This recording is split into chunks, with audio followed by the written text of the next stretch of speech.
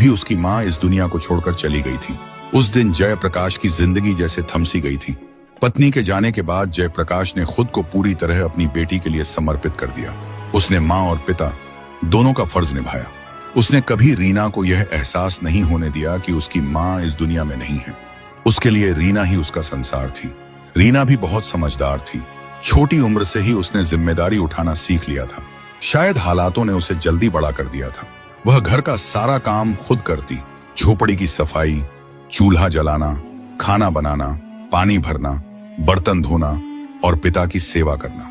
कभी कभी जयप्रकाश उसे रोकता और कहता कि वह अब भी बच्ची है, लेकिन रीना मुस्कुराकर कहती कि अब वह समझदार हो गई है। उसके चेहरे पर एक अलग ही सुंदरता थी।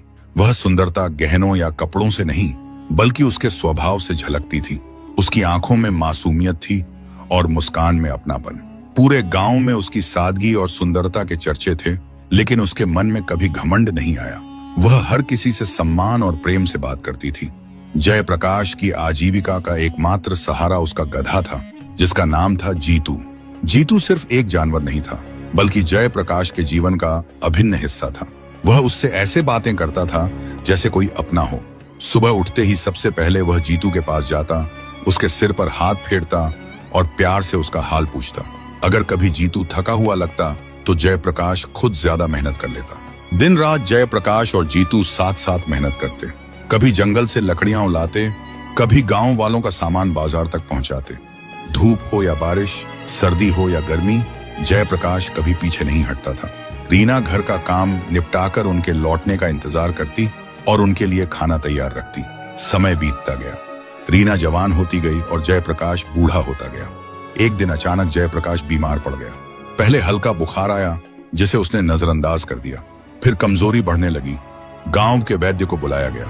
उसने दवा दी, लेकिन बूढ़ा शरीर बीमारी से लड़ नहीं सका। कुछ ही दिनों में उसकी हालत बिगड़ गई। रीना दिन रात उसकी सेवा में लगी रहती। वह उसके हाथ पकड़कर बैठी रहती और भगवान से प्रार्थना करती।